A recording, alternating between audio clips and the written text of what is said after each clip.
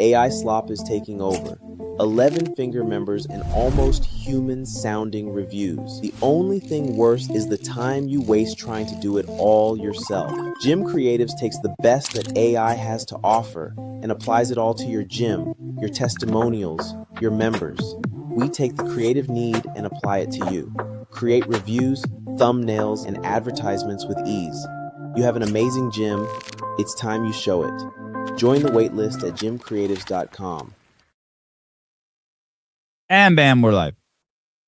Let's see if we can make it this morning without an error. That was weird. Did you end up clicking play?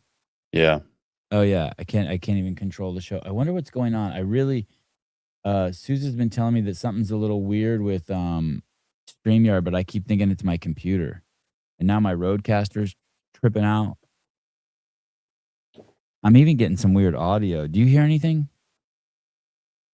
No. Okay, well, good. Is it like buzzing for you? It's like got this Oh, that's sound. fine. Yeah, I'll deal with it. Rambler, good morning. Christine Young, good morning. Ms. Latimer, good morning. Good morning, Justin Time. Sounds great. Okay, good. I like sounds great. Sevan, what happened to your hair? Lice again? Yes. Like more than lice. I had it was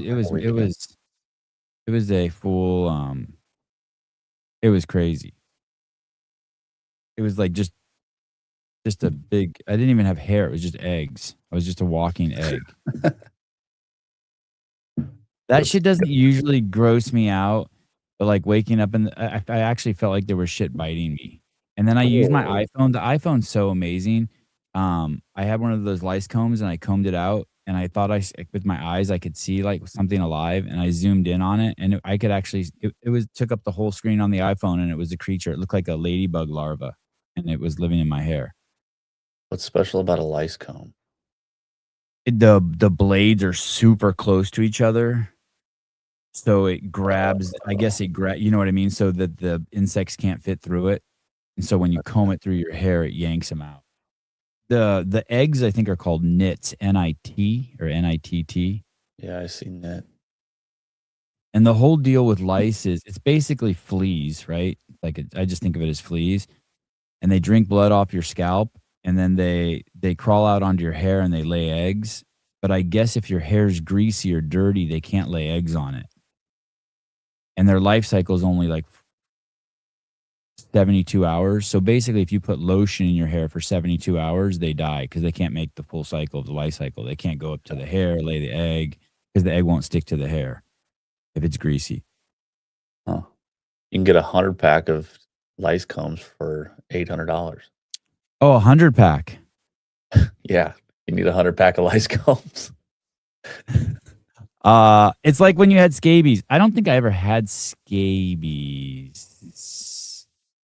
I never had scabies. I had crabs. I had crabs in college. Is Haley unscathed? So what happened with Haley is, so we all shaved, or the twins and I shaved our head. Avi didn't want to shave his head, so he just put in so much Cetaphil in his hair. And then Haley actually Haley started combing her own hair out, and she has crazy hair, like a lion's mane. So she just started combing her hair out and combing them out. And we took all the shit in our house, all the blankets, everything, pillows, everything, and moved it into one room. And then we tried to keep the family in just like one or two rooms. Like the boys didn't use their rooms for a couple days. Then we left town for 24 hours. That was one of them. And then put shitloads of lotion. And then after 3 days of that, yesterday when Haley went to, there's a local lady. I wonder how much money she makes, but she basically charges you $300 to sit down with her. And she sat down with Haley and she pulled out 10. Haley had pretty much cleaned out her hair. She found 10 eggs in there. And she goes through your hair like in quadrants. And Haley has like a lion's mane. And then Haley came home and she looked like a cholita. Her hair was all greased back. She looked so cholo. I don't know what the lady put in Haley's hair, but basically, and the lady said some crazy shit too. She said, I mean, she's the local lice expert. Like everyone in the county knows her. what did she was telling Haley, like, the boys should put Haley bought this hair gel from her, and she said they should put that gel in their hair once a week, and, like, I don't really think it's that big of a deal to get them to where you need to constantly be fighting about them. I mean, I've had it twice now in It's probably been 4 or 5 years. yeah, and then before then, I remember in elementary school, the whole school got it, but I didn't get it. So, I don't know. Huh. Yeah, I've never had lice.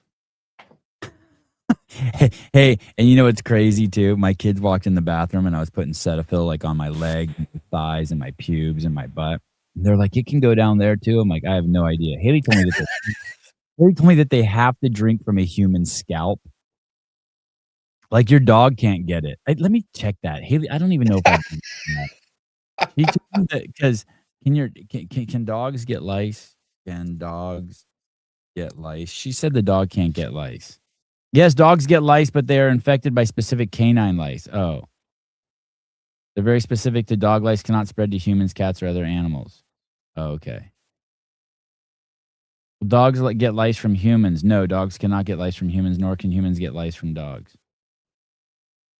They're a strict species of specific parasites. This means human lice have adapted to survive only on human blood and body temperatures, while dog lice are completely different.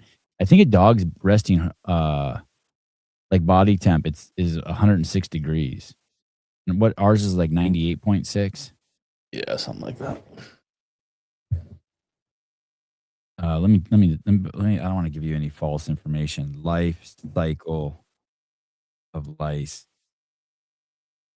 How many days is it? Oh, the life cycle of head lice lasts 30 days and progresses through 3 main stages. Geez, Haley told me it was 12 hours or 72 hours. The knit is 1 to 9 days. Oh man. Eggs require body heat to incubate and typically hatch in 6 to 9 days. I cannot tell you how soft my scalp and my skin is. Is it coated in Cetaphil? Yeah, me and the boys just went through like a huge, in like 3 days, went through just a giant tub of Cetaphil. When I worked at the home for disabled adults for 5 years, all the men had Cetaphil for jacking off, I remember. Really? Yeah, they all had their own tub of Cetaphil. That's an interesting choice. Hey, I use it for tattoos. Oh, after you get a tattoo, you cover it? Mm-hmm. Oh, this is interesting. Mr. Lange, good morning. I'm immune to lice from all the golf course chems I've used over the years. The downside is I'll be dead from cancer in less than 10 years, most likely. Is that, are you really immune to lice? Or are you just saying that? My dad swears he's immune to poison oak. Can you be immune to poison oak? Is that even something? Yeah. You can? Yeah. Oh, sorry, not Cetaphil, Aquaphor. Who's the dirty person at your jiu-jitsu studio? The thing with lice is I think it's attracted to clean people. It's not attracted to dirty people because it needs hair that's not oily. So it's the I think probably why I don't get it then. I think it's the opposite. Pat's the Louis Simmon of golf courses. Yes, Sevon, Caleb's immune to lice.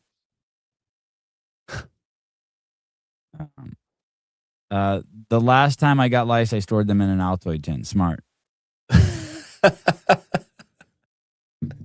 Haley's sister said that when she went to junior high, there was a Polish girl from Poland who would sell lice in little containers to kids that they could put on themselves so they could get out of going to school or something. Some story like that. She told me yesterday. What the fuck? I was like, that's fucking genius. $20, I'll give you some lice. Yeah. I'm so curious how she kept them alive if they required blood from your scalp. Well, they got to be able to live, right? If they got to get transferred from human to human. Yeah. They got to have some sort of mechanism to live without. And there would be no better place to get head lice than a jiu-jitsu studio. You basically have to have, they don't jump. So you have to have head-to-head contact. Oh. You know what I mean? They have like you have to have shit. Yeah, you have to have head-to-head contact. And that my kid's head in jiu-jitsu, the whole thing is you're gluing your ear to someone else's ear, like fucking 99% of the class. Yeah. Clay Sebi, what about Bill Gates ticks? You know, the ticks are starting to invade my algorithm. That's for sure. The tick stories. It's interesting. Yesterday, I was listening to a show. I was listening to Adam Carolla. I had never listened to a full one of his shows. I was in the garden working, and I clicked on this show. And he has this co-host. Who is his co-host? Is she hot? She sounded hot. Adam Carolla. It was a chick. Good morning, Marissa. Anyway, and I guess for 7 years she worked on Hannity's show, and she was talking about when Hannity would go on vacation, they would have substitutes come in, and she talked about the two different kinds of substitutes, and some substitutes could just flow like Hannity and talk for 20 minutes straight, and other guest hosts needed just endless guests. And I was thinking about that in relationship to people who do podcasts in this space, and people who rely on the comments versus people who can just flow. Oh, is that her? I think so. Wow. Damn, those are some heavies. Yep. Hanging out in the front. Wow. I couldn't tell. He's very short on the show, like with her and with his team, like just constantly forcing the show. I mean, like he really makes the show move fast. Really? Yeah, if they dilly-dally or start talking some bullshit stories. I didn't think they were bullshit stories. A few times she was telling stories. It sounds like she's a mom, has kids, homeschools her kids. A few times she was telling stories, and he wasn't having it. He was just like, hey, let's, he just moves it along. Interesting. Yeah. I would like to get another perspective on it. It's so weird watching these things. When I first started watching Kill Tony, I thought, God, they've crossed over from funny to mean. And then I watched the show enough to where I kind of was okay with the mean. At first, it made me uncomfortable. Okay. Do you know what I mean? No? You ever watch Kill Tony? I do, and I don't find it mean, but Mean, like vicious, too vicious. Like they cross the line. Like, ooh, that's okay. Well, I watched Kevin Hart's roast. I watched like 2 hours of that yesterday. Yeah. There's this. There was some mean shit in there. Tony was amazing, by the way. He killed. And to tell you the truth, people were being so mean to Tony that by the time he got up there, I wanted him to go scorched earth. And there's this chick. There's this chick, Chelsea Handler. I don't know who she is. Yeah. But holy shit, they're savage towards her. And she doesn't even look like a She doesn't even look like a comedian. Do you know what I mean? Did you watch the special, Kevin Hart special? Yeah. He just looks like the stuff they're saying is too true about her. Was it the white chick with the fucking massive tits? Yeah, the stuff they're saying, like Chelsea Handler is a Zionist. Yeah.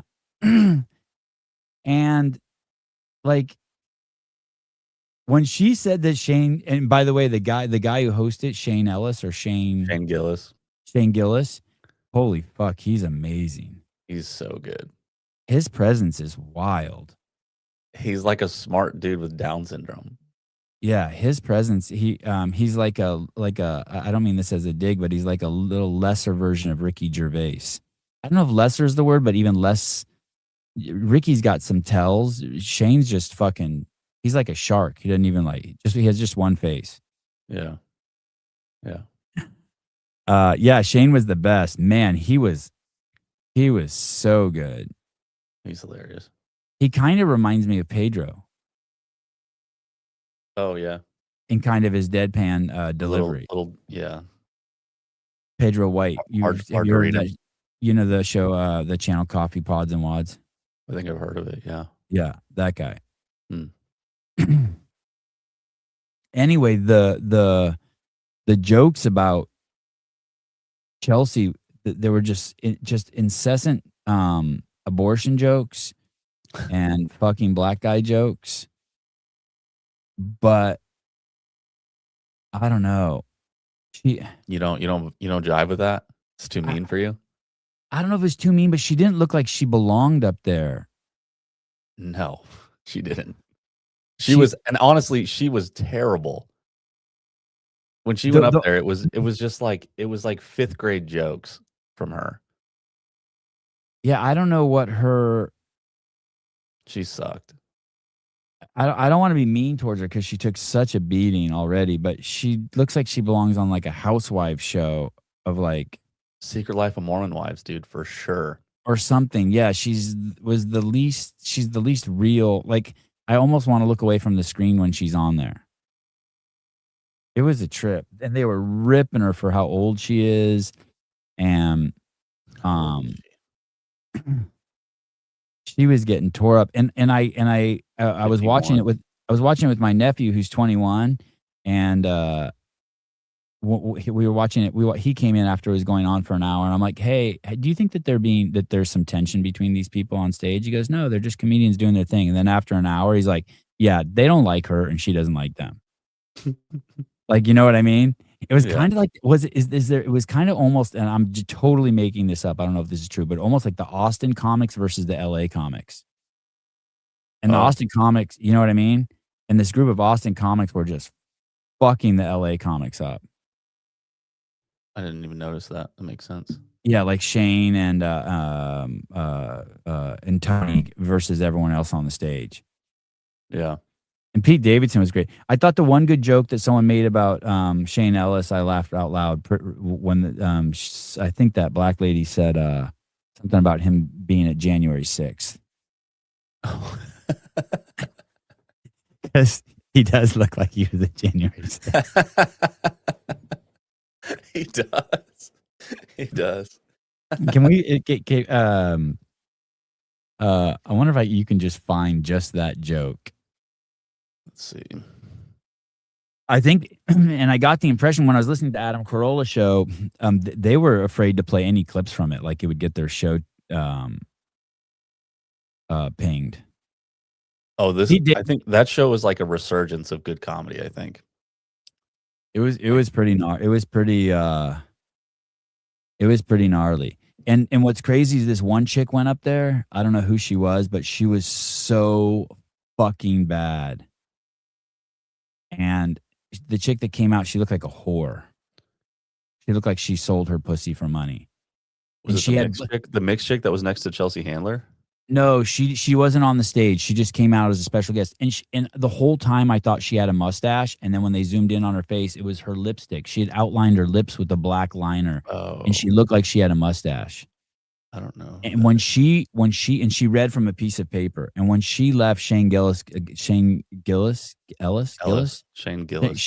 goes, "Man, that she was horrible. No one ever invite her to a roast again." And it was true. Like she was so, yeah. Tanene, yeah, someone named Tiana Taylor. Oh man, I was getting secondhand embarrassment from her. Oh wow, she looks bad. Oh, the butt was fake. Okay. The butt was fake. God, yeah, the way she moved was a fucking disaster. Yeah, it was a disaster. She was a disaster. But it was worth her being a disaster just to hear Shane say no one ever invited her to a roasting. She was horrible. Man, she was horrible. Odd chick, yeah, she was odd. I mean, she was ghetto. She you couldn't even understand the words coming out of her mouth. She was so ghetto.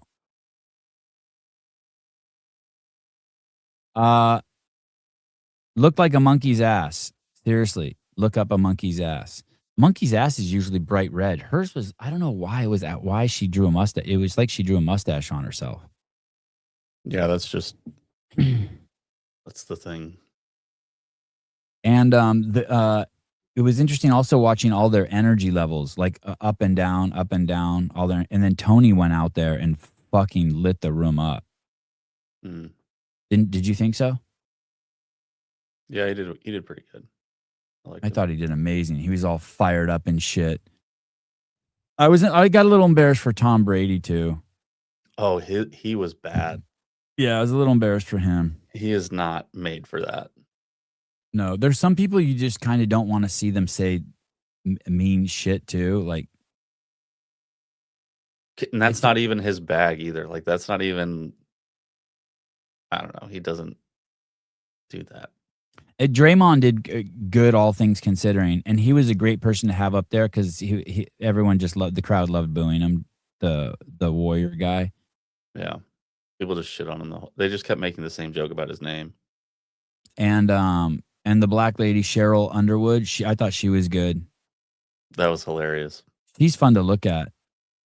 Her eyes are like all big and shit, and like everywhere she looked. Yeah, I like looking at her. Her hair, the way her hair moved around. Is that her real? That's her real hair, huh? Probably. It looks pretty real. I thought that I don't know who did the bit, but someone did a bit about Draymond's mom didn't know who the dads were, so just mixed the two names together of the dads that she thought it was. That was crazy. That was crazy. Actually, yeah, Cheryl Underwood with lice would be crazy. I don't think that's her real hair. Oh, you don't? If it's her real hair, it was really cool. If it's a wig, it's disgusting. I don't know why, but like, I don't know. Maybe it's possible. I don't know. I see a few of her with a wig on, but I also see like her actual hair that could probably just look like that too. So. The show's 3 hours long. Be very careful if you click it. Be very careful because you will not think you have 3 hours and then 2 hours will just pass. I just stood in my garage and watched it for 2 hours. Really? Yeah, like I stopped it after like an hour and a half. I had to get to Tony. I had to get to Tony because I had to have him just go scorched earth on fucking Chelsea. Oh, I knew he was going to fucking destroy her. Yeah. There's tension between them, right? They hate each other. Did they hate each other? It seemed like it, yeah. Yeah. Like it was definitely more than like a roast jab. It was like, you're a fucking bitch. Yeah. I mean, they and they another thing, the thing that was most enlightening to me, and it just speaks to my naiveness, is they think that they basically think that anyone who likes Trump or Joe Rogan is a racist Nazi. Right. They kept trying to paint this dude as a racist Nazi. It was fucking wild. Right? That's the last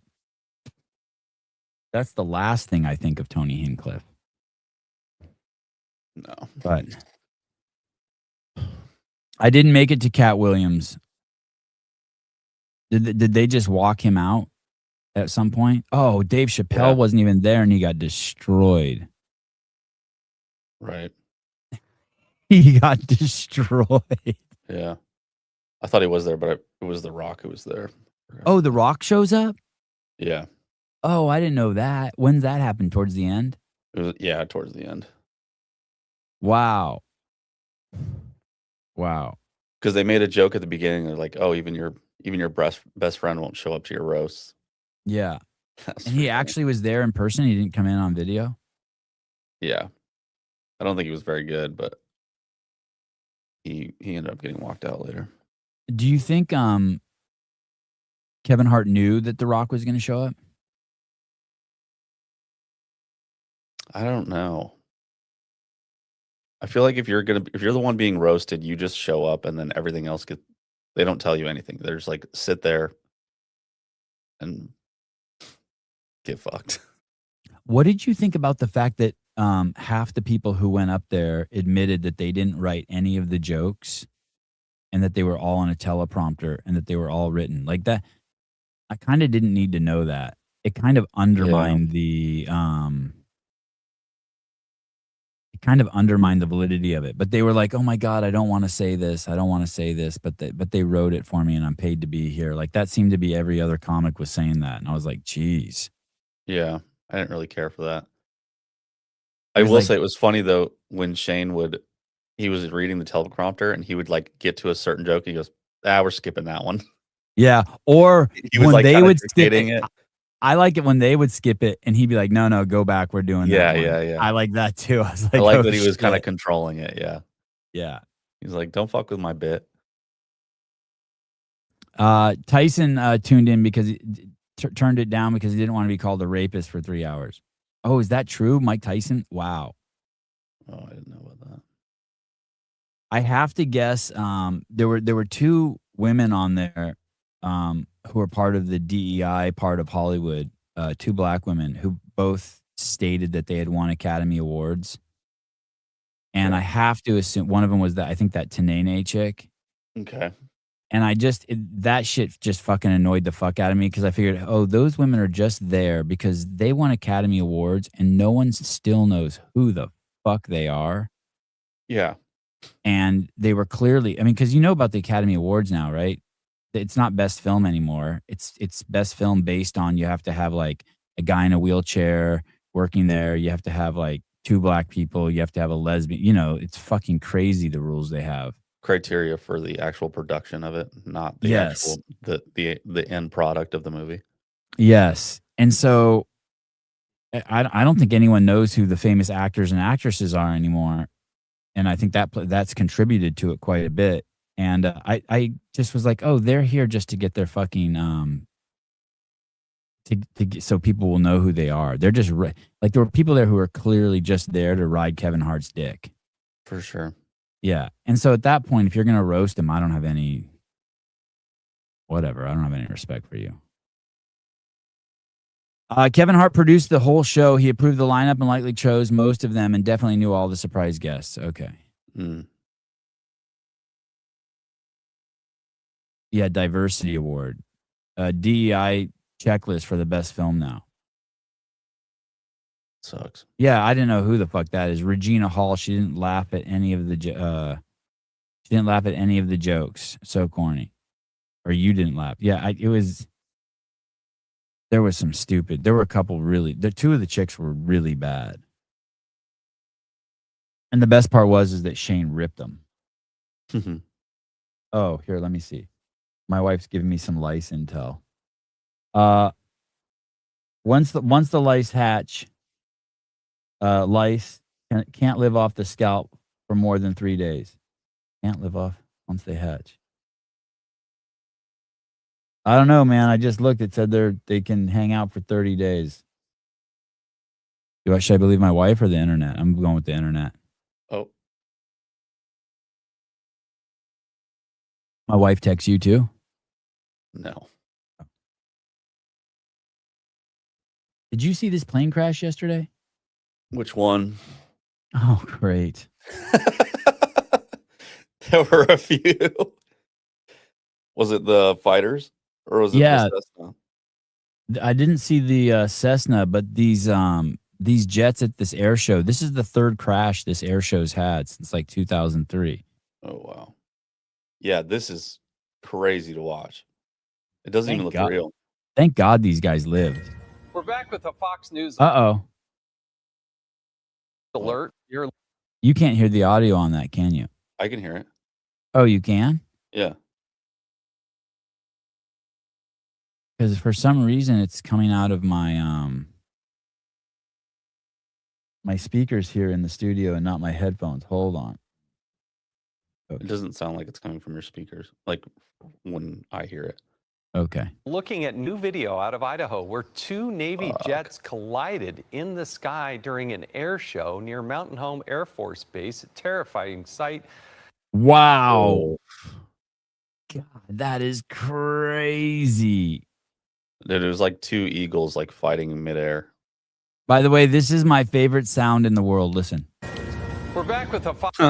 Yeah, then I know I'm home. We're back with a Fox News alerts. Thank you. I'm home.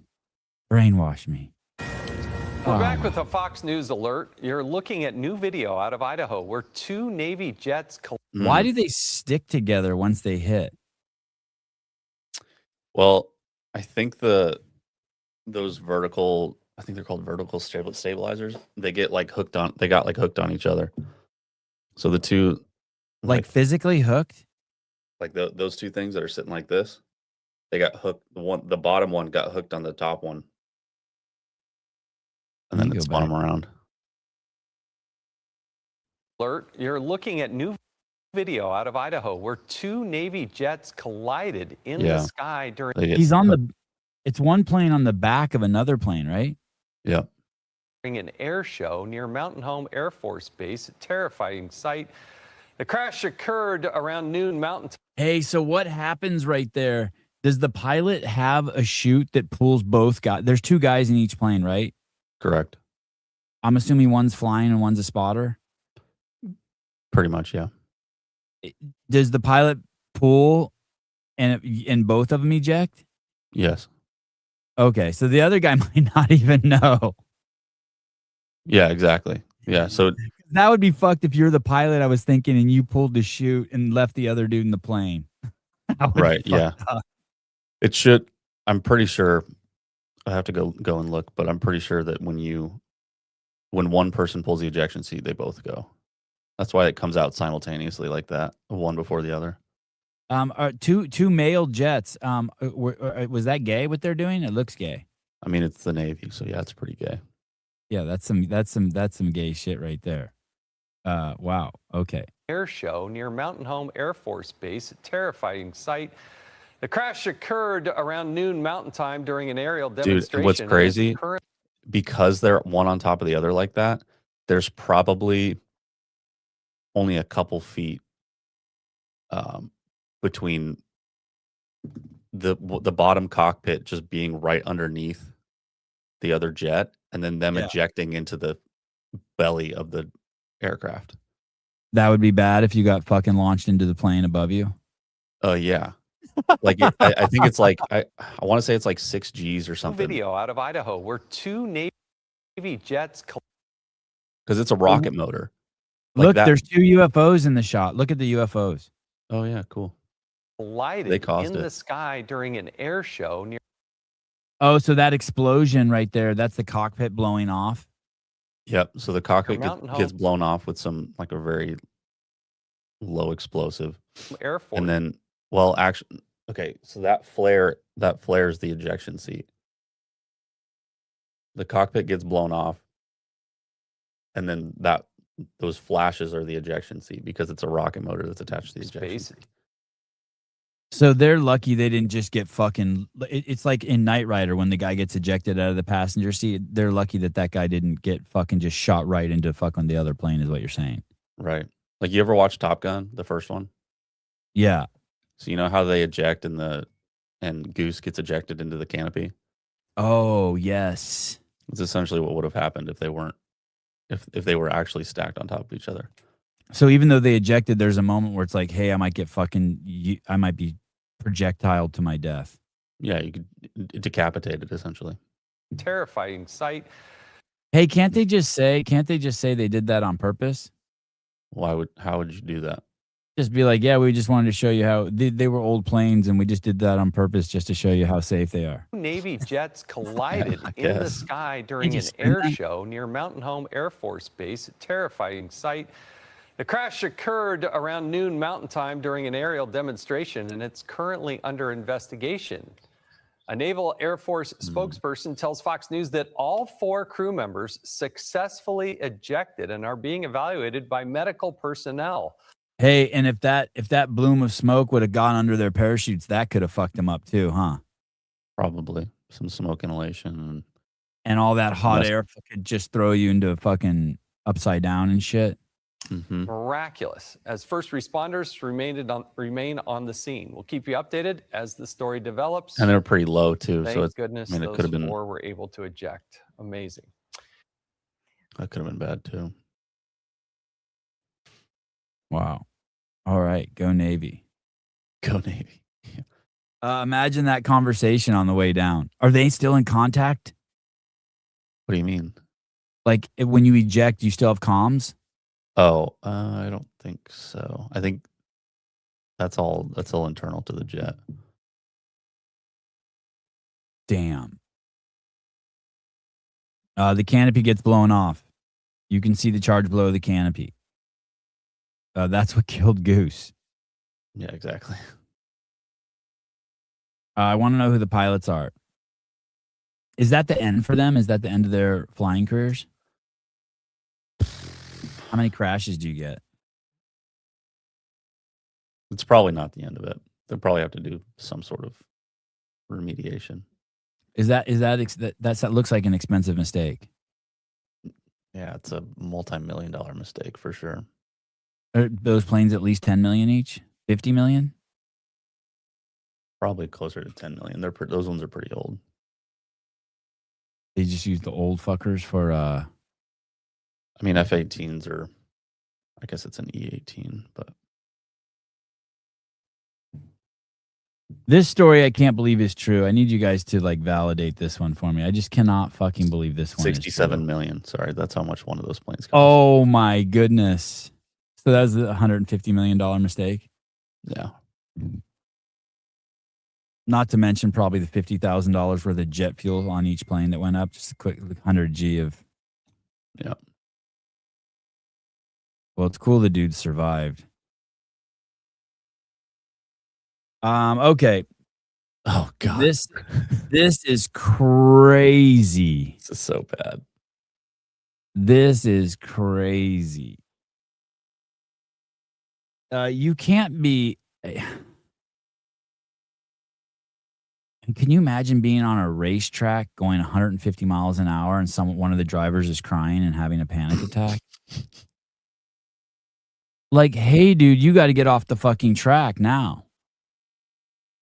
You're endangering everyone around you, right? Imagine you're flying a fighter jet. Mr. Asadov, Blue Angel show rehearsal tomorrow, the air show on Wednesday. This is a bad omen. Hey, I was in Newport Beach one year before the big air show in Huntington Beach, and I was there for the 2 days of rehearsal. The rehearsal is so awesome if you're in a neighboring town. It is so awesome. The rehearsal is almost even better than the show because the jets are just buzzing all over the place. They were flying so low over the house and they're turning sideways down through the beach. The rehearsal is sick. Yeah, those are fun. Yeah, air shows are nuts. I've been to an air show twice, and if you haven't been, you really need to go to an air show. If you're a little kid, if you're a little boy between the age of 5 and 20, you have to go to an air show. You will freak out. You cannot believe the power in the air. Mm-hmm. You been to one of those? Oh, I've been to tons. They're cute. Where I was stationed last was the home of the F-22 demo team. And that's like, I mean, that's the best plane we got. And that guy's practicing. You'd be on the base and those things would be just buzzing all day? Yeah. It's so sick. Yeah, it's like a free line of cocaine without the side effects every time one flies over. You're like, yeah. Every time. Yeah, it's so cool. Okay, this is Natalie Decker. God, her fucking mouth is huge. She got a dumb looking face. This is her on the track. I don't know the backstory, but listen to this audio from her while she's racing. Right here. You guys, I'm trying my best to hold. It says the infraction, Decker pulled out of her designation starting line before reaching the finish line, violating NASCAR's start procedures. The compounded penalty while coming down the pit road to serve a pass-through for her start violation. She was caught speeding on pit road, forcing yet another pass-through penalty. Jeez Louise. My shit together, but I don't want to keep doing this. You're okay. We'll just do this pass through and get after it. These are NASCAR guys. Just imagine all the husbands who just don't want to talk to their wives when their wives are having a meltdown. And these are dudes. These are racing guys doing emotional coaching for their fucking driver. Yeah. Like, you would think the shit they normally deal with is the driver being like, I'm going to fucking hit that guy. He cut me off. What the fuck? And they're like, okay, settle down. Come on. Instead, it's like she's crying, I don't want to do this. We're going to have like 15 laps to go to this stage, and if you do not want to do it when you get back out here, you can bring it in, okay? The penalties are resulting in a loss of momentum, caused her to fall significantly off the pace. NASCAR subsequently black flagged her number 22, a racing truck, for failing to maintain the minimum speed requirement. Frustrated by the string of mistakes, Decker experienced a highly emotional moment over the team radio, leading to her parking the truck and ending her race early. She had 15 laps left. That's it. There's just so many shitty things that I could say right now, and I'm just trying to keep it together about the fucking director of the series. Try to keep your composure, try to just breathe, and if you're not comfortable with this, come in. Ma'am, this is Officer Matosian. Can you pull your car over? You're not stable to be driving. you pull your car over? Let's remember what's on our truck and just bring it to the garage, right? I feel like a fucking failure if I do that. You're not. Let's do it. You're already a failure. Mm-hmm.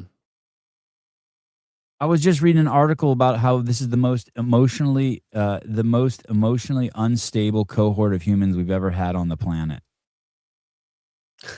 Because they're all on drugs. Because they're all on fucking TikTok.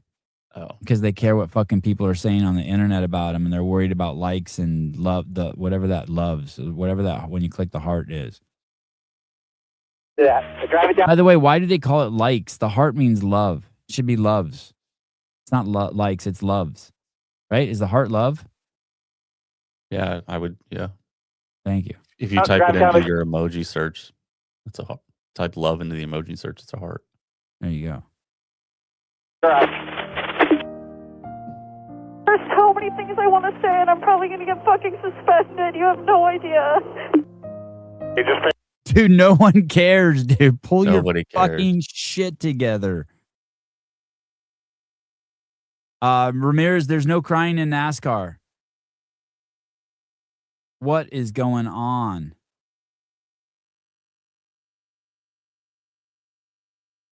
There's so many things I want to say. I might get suspended. You're already suspended for fucking crying on the track. pay attention to the spotter. He'll get you into the garage. It'll be okay. I'm sorry, Josh. I'm not going to come back to the truck series. Derek can take it from here on out. I'm staying in the O'Reilly series. Hey, you got to fucking pull her fucking off the track right away, right? You cannot. Yeah. She's endangering all the other drivers. She probably can't even see. She's just crying. Fucking her makeup's running down into her fucking eyes. This series fucking sucks. I hear you. I'll have a fresh bottle of water for you when you get out of the truck. Derek, we got to put something together for you for Nashville. They're already talking about the next race. Hey, Natalie, they hate you. Except for the guys you fucked on the team, they hate you. How annoying is that? What'd you say? How annoying is that? This is just crazy. Have you seen the guy in NASCAR that said, hey, I'm going to just floor it until I see God or a checkered flag? Yeah. No, but that's awesome. I'll pull it up. I'm going to hate. I'm going to get online for this. It's just going to be insane. I'm not ready.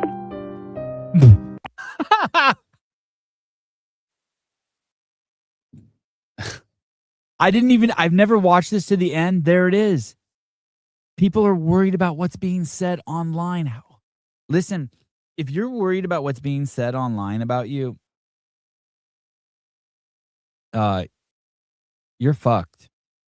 You're fucked. You know what you need to do? You need to be a farmer. Just be a farmer. Just stop. Just stop. You're letting the mob rule you. You're worried about what the online community is going to say. You're letting the mob rule you.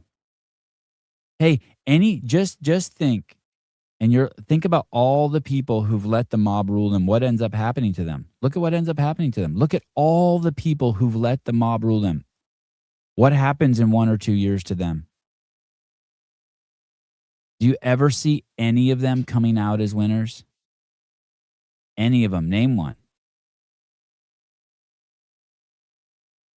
The mob is always leading you the wrong way. Pass-through penalty right here. You guys, I'm trying my best to hold my shit together, but I don't want to keep doing this. Oh my God, that line fucking ruins me. As soon as you say that and you're going 150 miles an hour and there's 20 other people on the fucking track, get the fuck off. Oh, this is amazing. How long ago is this? Oh, I don't know. It was probably 6 years ago. It's been a while. Is this guy a good racer? I couldn't tell you. I don't follow Okay. NASCAR. This is just NASCAR lore. Yeah, this is amazing. Is this real or AI? Oh, this is real. Okay. I put my foot on the floor and I'm not lifting till I see God or a checkered flag. My man. Sounds good. And I know you have a great relationship with the Venturinis. I know when you had trouble last year at Kansas. Gonna put my foot on the floor, and I'm not lifting till I see God or a checkered flag. My man. God. There was another one where this guy was like dead last, and he just puts the car into the wall and just floors it all the way around the track on the wall. I think he ends up in like the top 3. It was wild. NASCAR's crazy. NASCAR's crazy. Is that a technique, or it was an accident? It's a technique, but you can't do it anymore. Hey, because of that reason, because he just, yeah, it's bad. Yeah, that's crazy. That's like some crazy slot car racing. That's like something you do when it's a remote control car, not when you're in it. It's awesome. Imposters run the show. They try to trick you into normal treatment. Fuck social media and the phones. People can't handle it. Yeah, people can't handle it. Hey, is there anyone in the chat who hasn't planted a tree? Have you planted a tree, Caleb? I've never planted a tree. Never? No tree? No. Oh, you should never. You should plant it. You should plant a tree. I'm thinking about that today. Down, but then I will probably plant a tree. Have you cut trees down before? No, just branches. Yeah, I don't know if I've ever cut a tree down either. Just branches too.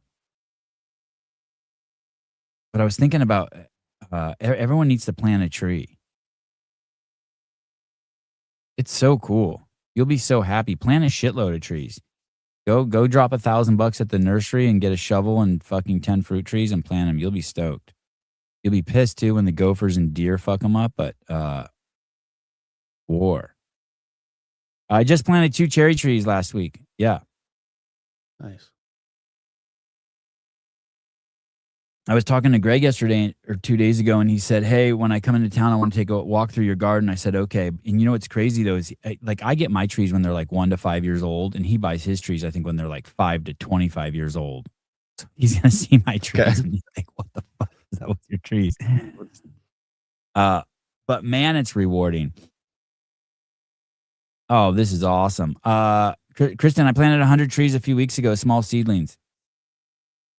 Yeah, it's so cool. Mr. Magnus, I did that as a summer job when I was young, planted thousands of trees. Oh, that's cool. I had this home in Berkeley. It was a 800 square foot home on a 2,000 square foot lot. So I had 1,200 square feet, which is tiny. And I planted 20 trees on it. And it's crazy. The other day, I even went, the sidewalks in front of houses that they have in neighborhoods. I hired some Mexican gardeners to come, and they drilled out one of the illegally. They drilled out one of the concrete squares in my public sidewalk in front of my house, and then I had them put a apricot tree in there, and then I ran a water line under the sidewalk out to the street into it, and that was probably 13 years ago. I still own the house, and last week or 2 weeks ago, I went to Berkeley, and when I walked by the house, that tree was booming. I was so proud. Nice. That's awesome. I didn't necessarily plant that one, but the other ones I planted. Yeah. I've planted my seed. Fair enough. Nice. Oh, man. How about when that joke in the roast when he said, Kevin Hart was born when his dad spit a watermelon seed into his mom's vagina. That was great. That's not even a joke. It's not even a joke, but for some reason it was just. I think my jaw hit the ground. I was like, wow, the delivery was insane. Yeah, that's pretty good. The delivery was insane. There were some comics who weren't good, but their delivery was insane. Like that Cheryl Underwood chick, that black chick with the fro. Her shit was not good, but she was so awesome. Yeah. Greg doesn't have time to watch a young tree go. Yeah, he's told me that. He's like, fuck that. Like, I got to speed this process along.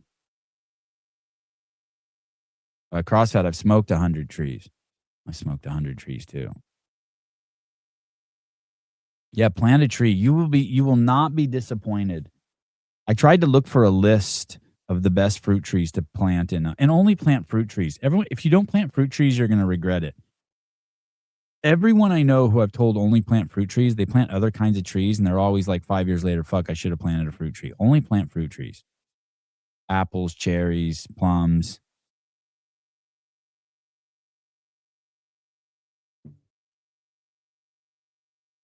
I guess during the roast, I guess Pete Davidson's like considered just like a fuck machine amongst the comics. Oh yeah. And what's funny Have is you seen his exes? no, but he Pull those doesn't up, have like- fuck machine vibes at all. He's just chill and calm, and I wouldn't say mousy, but he's just chill. And after that ghetto fucking chick came out there with the fake butt and just the weird makeup and all that shit, when Shane Gillis was telling Pete Davidson to fuck that, hey dude, you got to fuck that. That was amazing too. That was amazing. I can find a better picture. Peach and plum trees. You want to hear a sad story, Jeff?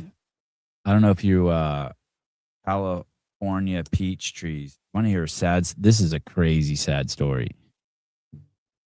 Let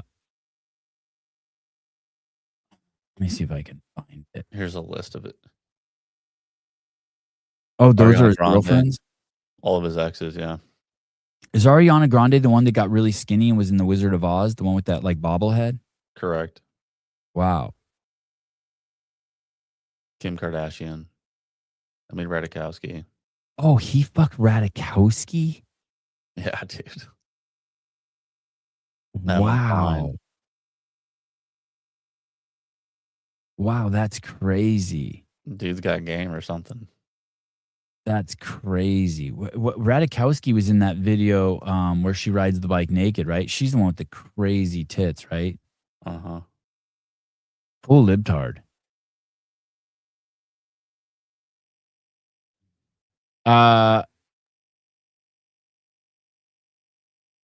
California farmers to destroy 420,000 peach trees after Del Monte collapses. You've heard of Del Monte fruit? It's all that canned fruit that they have, and you're always like, who eats this shit?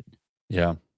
I guess they went out of business, and so there's 420,000 peach trees in California that have nowhere to go. The fruit has nowhere to go, so they're ripping out the trees. That's a fucking shitload of peach trees, dude. Yeah. 420,000 peach trees. This is just this month. Central California peach farmers are preparing to destroy around 420,000 clingstone peach trees after Del Monte Foods shuts down its canneries earlier this year. Del Monte, the 139-year-old canned fruit and vegetable company, permanently closed its canneries in Modesto. Modesto's already fucking a shithole. They're screwed. Del Monte filed for bankruptcy, Chapter 11, last July. They were $1 billion in debt. $1 billion. Oof. Many growers who had 20-year contracts with Del Monte had few alternatives left. Farmers will lose $550 million in revenue. I heard that they sold Del Monte too for $285 million. So that was like a $720 million loss. Yikes, dude. 50,000 tons of peaches will not make it to market. What's 50,000 times 2,000? That ends up being 100 million pounds. You just add 3 zeros and times it by 2. 100 million pounds of peaches off the market this year. Jeez. That mean is that you think that causes like a shortage in peaches? I don't know what the fuck's going to happen. After a court allowed Del Monte to sell its assets, Pacific Coast producers bought Del Monte's canned fruit business. The company agreed to buy about 24,000 tons of peaches from the farmers. Oh, but that still leaves about 50,000 tons, 100 million pounds, without buyers, meaning a large amount of the crop will not be used.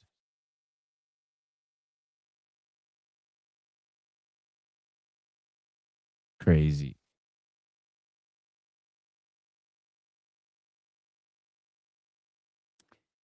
I was listening to Clydesdale last night.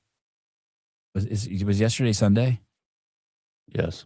That's with Jamie Latimer, Miss Prevost, and Mr. Schweitzer. And they brought up the Netflix fights. And Scott was saying how good they were and that they were all first round knockouts except for like, one or two of the fights. Mm-hmm. And how good they were, that they were action packed and all this. And it was interesting listening to him talk about it. Because I disagree with everything he was saying, but not like objectively, just subjectively. Like objectively, I fully get it. But the 3 main event fights were complete mismatches. You had Ngannou go against a 265-pound world-class fighter go against a 205-pound fighter who he just killed. A complete mismatch. Negligent and dangerous. But if you're a casual fan, right? Which a lot of people would say I'm a casual fan, even though I watch every week. But if you're just like someone who just like is watching it because it's hype, a complete mismatch. Nate Diaz and Mike Perry, complete mismatch. And Ronda Rousey versus Carano, complete mismatch. Complete and utter mismatch. It wasn't even, and then at the same time, you could go back and forth between, because the UFC was going on at the same time. Right. And you could actually watch like skilled fighters. Mm-hmm. It was like, everything that people don't like about fighting is what the Netflix show represented. That being said, I fully get why some people liked it, because they just ran out there and just fucking just flailed on each other until someone was toast. Mr. Schweitzer, I'm a casual fan because I can't stay up for the West Coast fight times. Yeah, I totally hear that. And they tried to fix that on Paramount by going an hour earlier. And it started making me think, when I was hearing Scott's analysis of it, I started thinking about that in terms of CrossFit, right? Mm-hmm. And and Scott's the opposite on my opinions of what Scott says about CrossFit events is the opposite. I always think that he's not casual enough because he's so invested, right? He knows all the nuances and what's trying to be tested and who the best are and who aren't and what the workouts represent. And it was interesting. And I was just thinking about the games versus events that might need to be put on for casuals. I don't mean this to have any positive or negative slant too, just as an observation. Because I was embarrassed for the Netflix event. I was embarrassed every time Jake Paul showed his face on the screen. He looked like he didn't even want to be there. He had no energy. He almost looked embarrassed or like in the wrong place. But I'm watching it as someone who sees fighting as like a highly technical sport, right? Relative to someone who just wanted to see people fight. You know what I mean? Bar parking lot MMA fights. Yeah. And that is what they look like. They look like bar fights. They look like bar fights. I don't know. I don't think I agree with this. Netflix MMA to UFC equals WFP. No, I'm glad you brought that up. Here's the thing. Jake Paul kept saying that they're most interested in the athletes and supporting the athletes and supporting the athletes. I'm like, this sounds just like the WFP, right? Just supporting the athletes, just supporting the athletes. And I'm thinking to myself, how long can you do that? I would like to see WFP after seeing the success of Gwen, just to pivot all their events to that type of style so that casuals can enjoy it, right? Because casuals want to see fails, right? Sure. You get the athletes to do something till the wheels fall off the bus, you know? That's why we like Rebecca Fuselier at the Capitol. That's why we like Taylor Self doing falling off the box. That's why we like Colton Mertens, because we just want to see people just the wheels fall off the bus. Yeah, compared to the war that we had last week with Strickland and Hamza. Yeah. But Dan, some people thought that fight was boring as shit. Wow, really? Yeah. Yeah. A couple of my friends were like, that was stupid. I'm like, oh, what? They barely wrestled. Why? I feel like it gets boring when they start wrestling, you know? Reminds me of Grid, but Grid's still great dog. But Grid's still I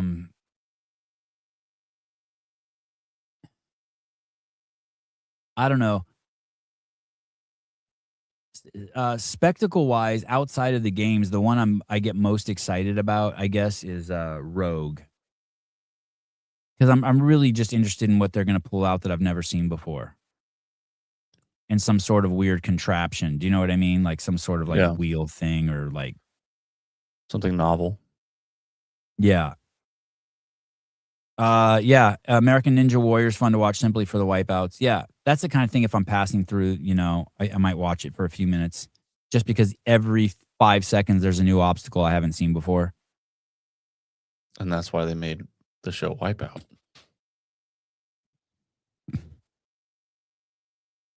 Sevon, did your kids learn that all that armbar shit in judo? In jiu-jitsu? Yeah. I saw one of my sons almost break a kid's arm. 2 kids' arms this weekend. I saw Ari almost break 2 kids' arms. Jesus. What's crazy too is sometimes even in training you'll get some jackass kid in there. There's a couple jackass kids in there who will just do that shit to other kids in training. It's fucking nuts. Yeah, you'll see. I took Joseph to USAW wrestling meet, his first one ever, 2 weeks ago, and when the match was over, it's really loud in there. The ref blew the whistle, and Joseph stopped, and the girl cranked on his fucking arm, his shoulder. I was like, damn, and that injured him for a week. Avi's been injured in a tournament in Stockton. All right. Yesterday, Taylor and I did a show talking about some guy that I really did not enjoy talking about. But one of the things that came up was when you can use force to fight back. And there was a lawyer on the show who was saying that there were 5 components that you need to prove with self-defense. Damn. That sucks if I can't. Oh, here it is. You have to prove that you're innocent, that you didn't instigate the event. You have to say that there's imminent threat. You have to show that there's imminent threat. You have to use force that's proportional. You have to try avoidance. In some states. In some states, there's a stand your ground law. And then you have to use what's this one? What did I write here? Reason. I can't even read my writing. Reasonable something. Reasonableness. I don't know what the fuck I wrote there. But I want to show you this, and I want you to imagine yourself in this situation. And you have you're a 38-year-old woman, and you have a 4-year-old with you, and no, you have a 3-year-old with you and a pair of twins, and a stroller, and you have a gun, on you. Okay, as you should. So you're in this situation that I'm about to show you, and you're a lone woman. You're a lone woman with three kids, a 3-year-old and 2 1-year-olds. Are you allowed to start shooting people? Yes. Just kidding. Are you allowed to start shooting people? This is inside of a Chipotle. Did I say that right? Chipotle? Yeah, nice. Good.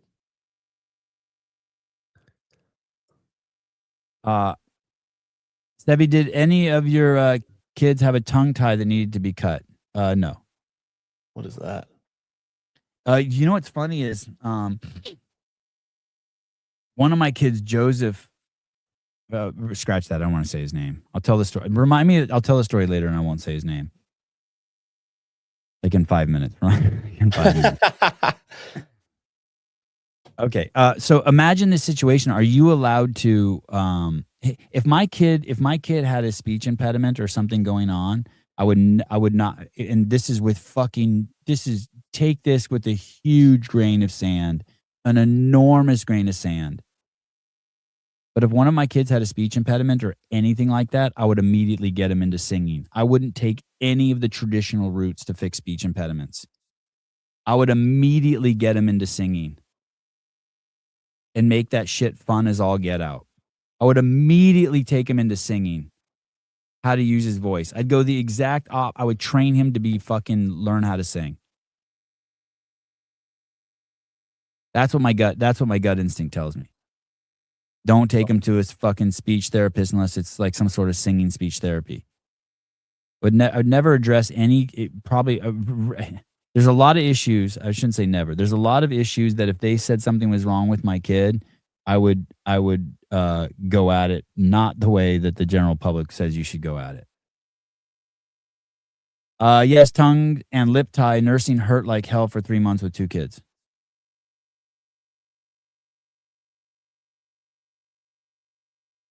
My stepson has the most severe tongue tie you can have. He can't even stick his tongue out, chew, form words. Now 8 of his molars are rotting from mouth breathing his whole life. Ooh, wow. The fuck? What is tongue-tied? That's what I'm wondering. What is tongue-tied? Good. Thanks for hijacking the story. Tongue-tied. Here we go. Is it when that thing on the bottom of your mouth? Oh, yeah, that thing on the bottom. What's that thing called? Oh, interesting. What is it? A frenulum? Ankylosing is a congenital condition where the band of tissue, lingual frenulum.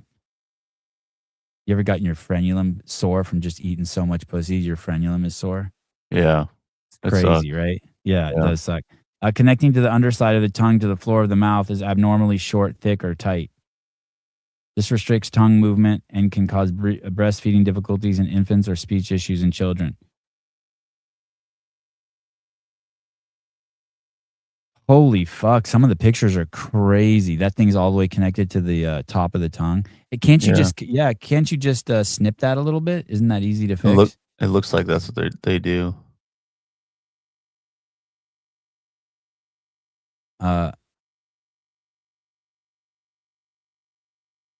Man. Huh. All right.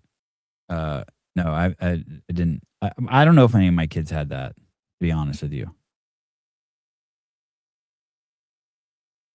None of them seem to have any problem sucking on tits, though. I'll tell you that.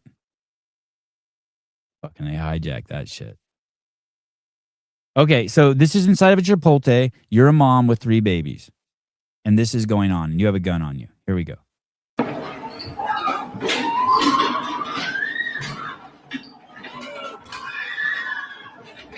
Hey, dude, right there.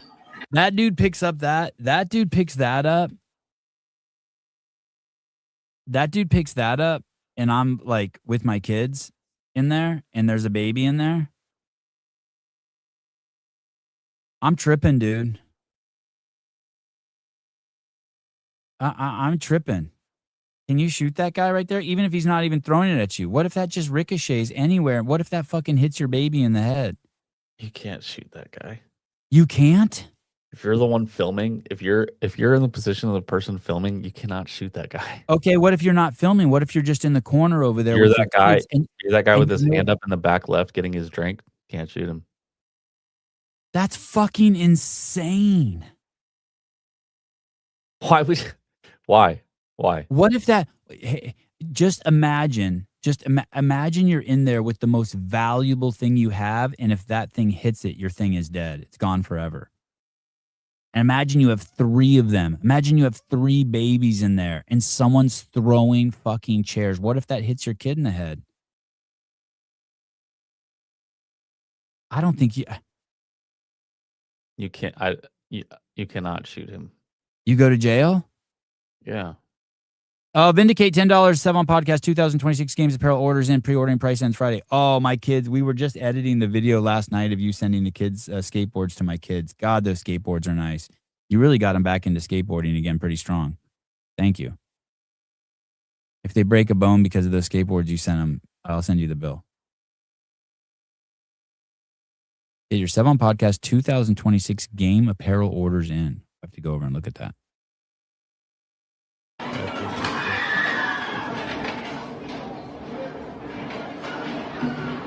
I'm saying you got to shoot all those guys. No. Sevan, I'm with you, but at that point you can just leave. What if you can't leave? What if you're in the corner? What if you can't leave? What if you're in the corner? You protect Look your at kids. look at this. Look at where I've stopped it. There's a fucking desk or something flying through the air. Do you see that shit in the Yeah, upper I left see hand it. corner? Yeah.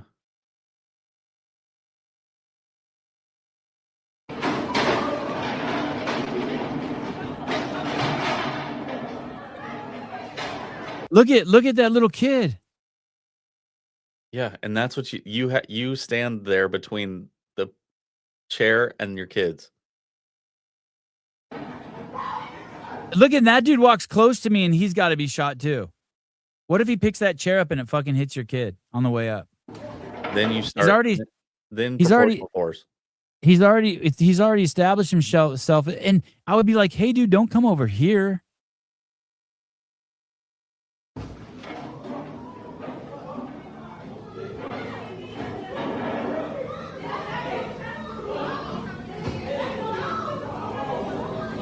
This shit is fucking nuts. 1, 2, 3.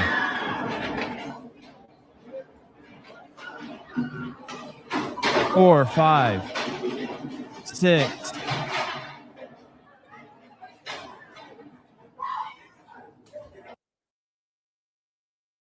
We just saw 6 chairs flying through the air.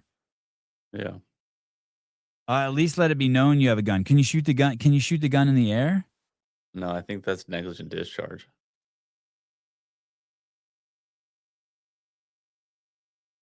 Fuck, man.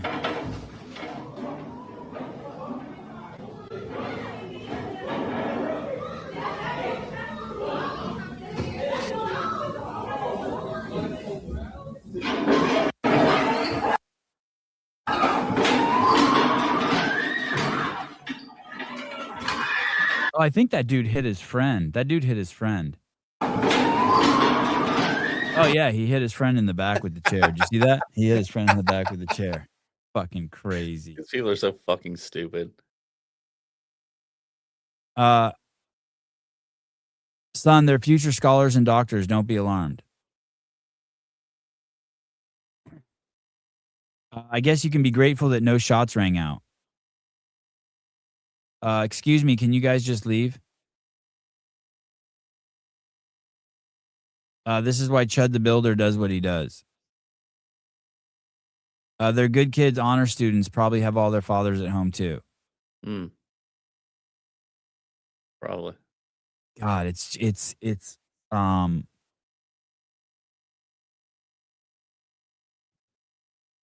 I just think every time I just picture my wife in there with all 3 kids and that shit breaks out. Yeah.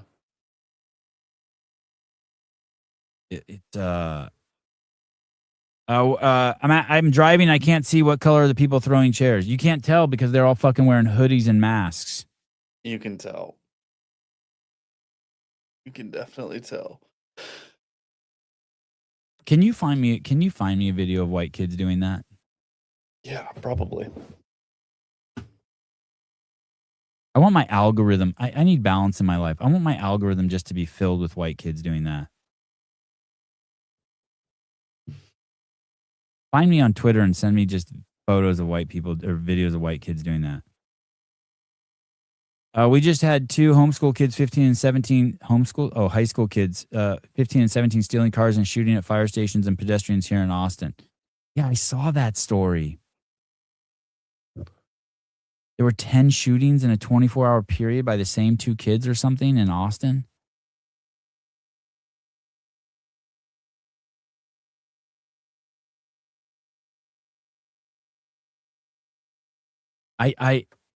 Does anyone else think that's a legit shooting, or is it just me? I feel what are the Oh, stop. I'm telling you, dude. I feel like I'm innocent and I didn't instigate it. I was just sitting there eating. I feel like there's an imminent threat because I've seen I know that one of these chairs hit my kids, they could die. I think it's proportional because I'm fearing for my child's life. Avoidance, I can't get out because I'm fucking trapped in the corner and I'd have to walk through the barrage of throwing chairs. I don't know what the 5th one is, so I can't defend that one. I just don't. I don't. The imminent threat is not to. You're saying that because it's going to bounce off somebody else and hurt you, it's an imminent threat. They're not actively. No, not attacking even you. bounce off you. Just I don't know the accuracy of their throws. What if they just throw? That guy fucking hit one of his friends. Oh, I won. No, That guy hit one of his friends, Caleb. That's how sloppy they are. you weren't even in the middle of that. I was on the that outside. tussle. Chairs were flying. You're observing it. It's like watching on TV. It's like You- it would be like you- you're you go- saying it's you like go if to I the- shot you my go to the TV set. You're saying if it's like Yeah. I shot my TV. You- That's you go to the zoo and you watch two monkeys fighting each other. Are you going to shoot one of them because you feel like you're in danger because of the monkey's starting to climb? No, but there's a Tail cage. the There's enclosure. a cage between them. So okay, so that's fair. So now we have 3. It would be completely retarded if you saw a riot break out on your TV to shoot your TV. I get it. Sure. And there's the middle ground. 2 lions are fighting in the cage, and there's a chain link fence between you, but it's there. It's real. Okay. These are fucking professional fucking fighters, chaos makers. These Okay. are fucking professional chaos makers fucking throwing chairs so wildly they're hitting their own friends, and I'm trapped in a room with them. Trapped with my babies. But they're not coming after you. They're going after Who knows? whoever- Who knows? I don't know. I mean, that. it's pretty obvious who they're fighting with. No, they all look the same to me. Well, they're not coming after the people that are standing in line in the Chipotle. Okay, let me ask you this. Let me just bear with me here because I really appreciate this conversation. You know, I'm never going to agree with you. Okay, but I'm open-minded. What if one of those chairs I saw fly in my direction? Then could I shoot? Even though it wasn't intended for me. When can I shoot?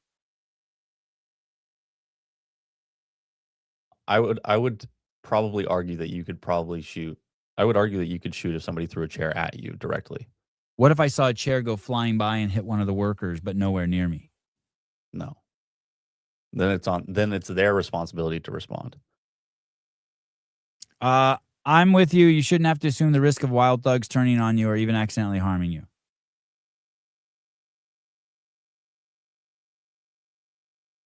That's 2 against 1 now, Caleb.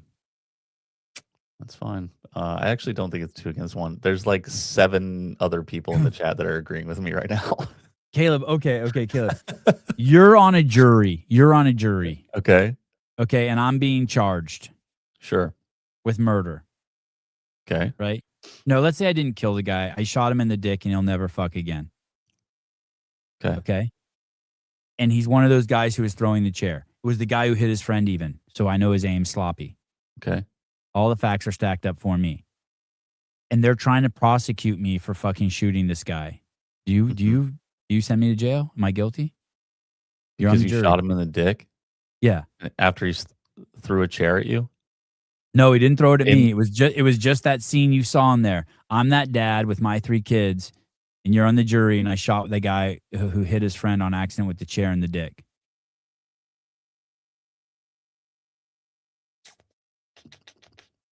Hmm. Do you send me to jail? Oh, God, I wish we had Jeopardy music. Ladies and gentlemen, don't judge Caleb harshly. This one's tough. Yes! This is tough. Yes! Hmm. I don't think you can I give have an a- I have- office. Go I ahead. do have a feeling that somebody would argue that you were protecting your kids and that you felt. What do like you mean were their kid. somebody? I'm arguing that. Yeah, I know, but I'm saying if somebody on the jury, like you, obviously you're arguing that because you feel it's justified.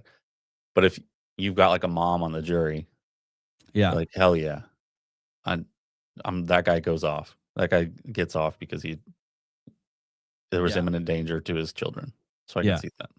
And would you be like, you dumb bitch?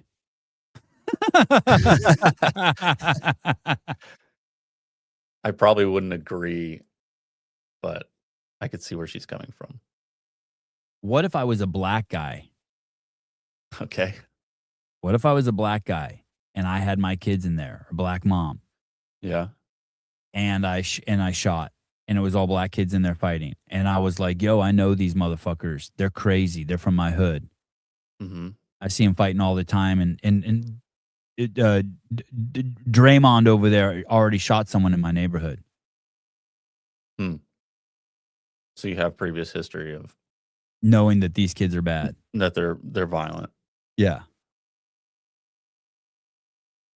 And yeah, I would agree that you would probably justify the shooting. Thought Caleb was gonna have to start his own show.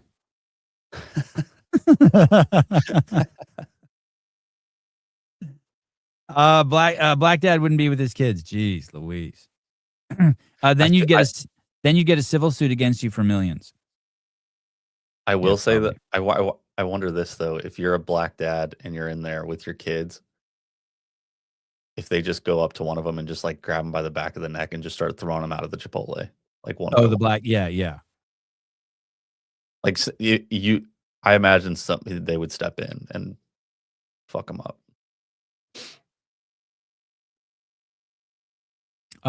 This is a good point. One of the comments: Chipotle will probably get sued because they didn't have their chairs and tables bolted down. That is the kind of shit you would see in a liberal city. The tables are bolted down in Chipotle. But they are. But the chairs aren't. Yeah, that is an interesting point.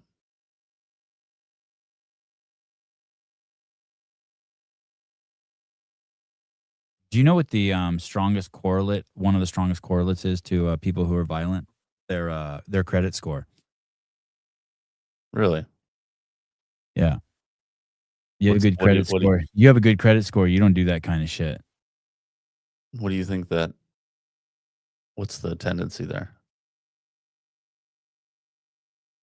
It's just a strong correlate. Like people who pay their bills don't do that kind of shit. I don't know. It's just a strong correlate. Okay.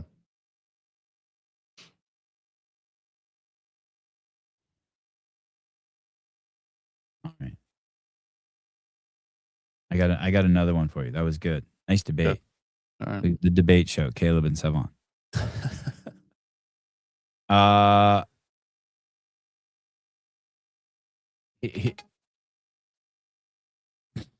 do you know? We have a caller. Nice. Give $1,000 if anyone can guess who this is. $1,000. $1,000 for the first person who can guess who this is. And if two people guess it, I'll give away $2,000. You're the winner, Joseph Ramirez. Hello. Hello. Hey man, it's Pedro Moss, man. How's it going, man? Pedro Moss, what's up, buddy? Oh, you sound sober. Oh, dude. Hey, as a black guy, tell me. I've been, and tell me if you ever done this. I've been in public with my kids, Chipotle, wherever, don't matter. And there are groups of kids, don't matter the color, that are acting a fool. I'll even make it as simple as their language, the language they're using. I don't like it. I don't appreciate it for my kids. I go up and I say something. Yo, take this shit outside or watch what you say, whatever. You know what I'm saying? This is the public place. My kids, other people's kids are here. You better believe that if I'm in any restaurant anywhere and kids come in like that and I'm carrying, they're going to at least know that I'm carrying, and that if they carry on with what they're doing, there's going to be some consequences. I feel fair warning. That goes a long way if we're talking about the court of law. That you gave them a fair warning? Hey, y'all better stop.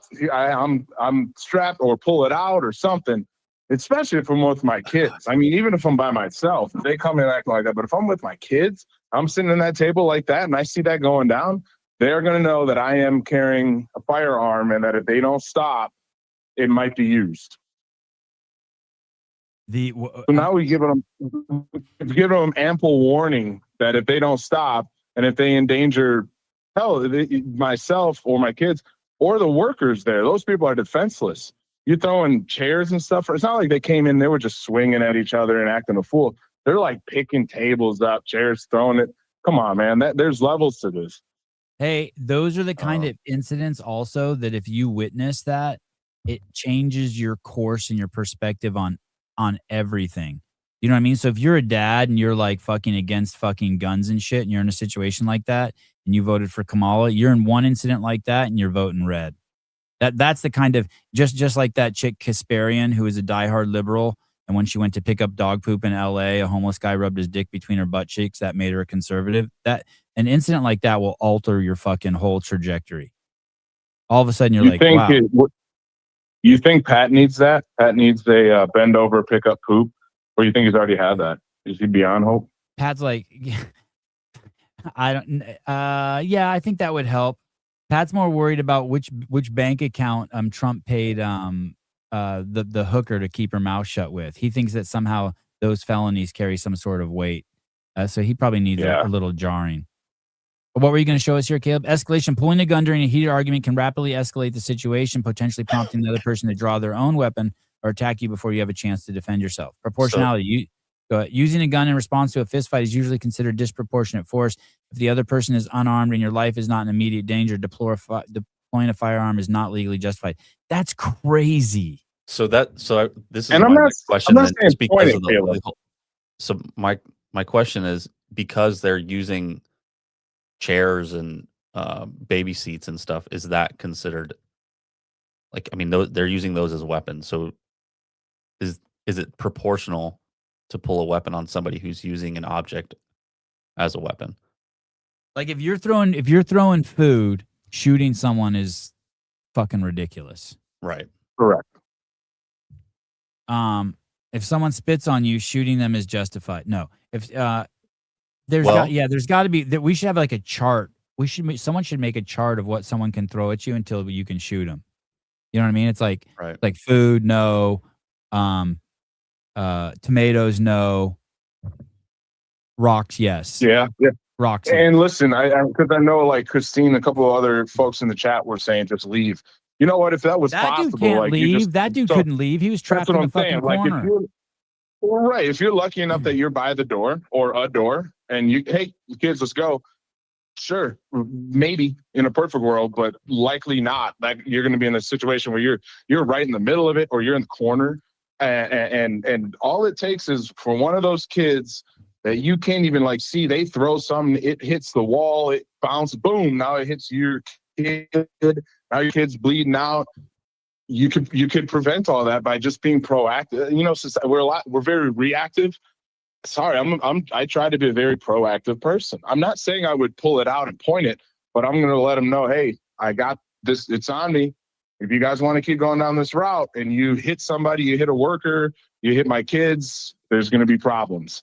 And I would take my chances in the court of law in a situation like that. Maybe I've been watching The Punisher too much. I don't know, but that's the mentality that I have. At the Phoenix Mercury game in 2025, Caden Lopez is accused of bringing a sex toy into the Phoenix Mercury game and throwing it at the seats in front of him. A man and his young niece were hit by what was described as a green dildo. Lopez was booked into jail on suspicion of several charges, including assault. Wow. The green dildo, he retrieved the green dildo from his sweater front pocket, then threw it forward. He then stands up and leaves the arena. A court document reads, a witness who volunteers in the arena said they followed Lopez, tackled him, and tried to leave and waited for police to arrive. Hey, I saw a guy steal a bike one time, and I chased him for fucking like 300 yards until I gassed out. And the cops came there, and the first thing they told me is like, hey, if you would have pushed him off the bike and he would have hurt himself, we would have had to arrest you. And this guy was fucking tackled for throwing a dildo. It's crazy. That happened in your situation happened in Cali though, right? Yeah, in Santa Cruz. So you're not surprised, right?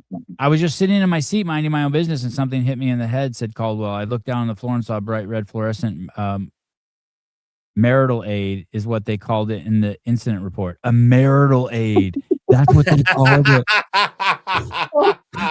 They called the dildo a marital. These fucking liberals. A marital aid.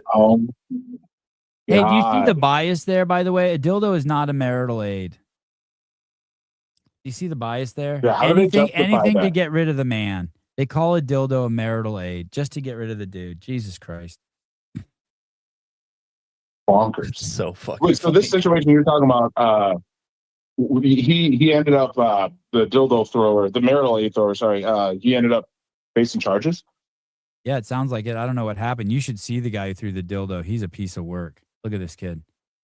Like he's eaten so many Hell yeah. carbohydrates that it's turned him into a tranny. Hell yeah.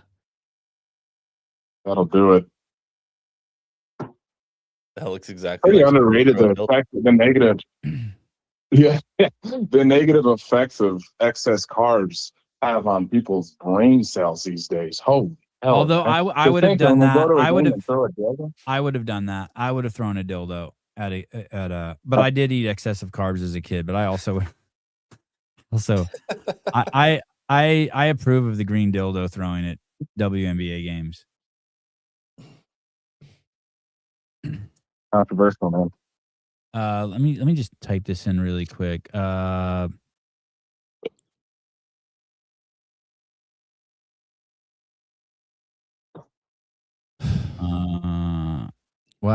So this says imminent threat. Objects like chairs can be absolutely caused bodily harm or death. If someone is actively throwing them at you, you are likely facing an immediate physical threat.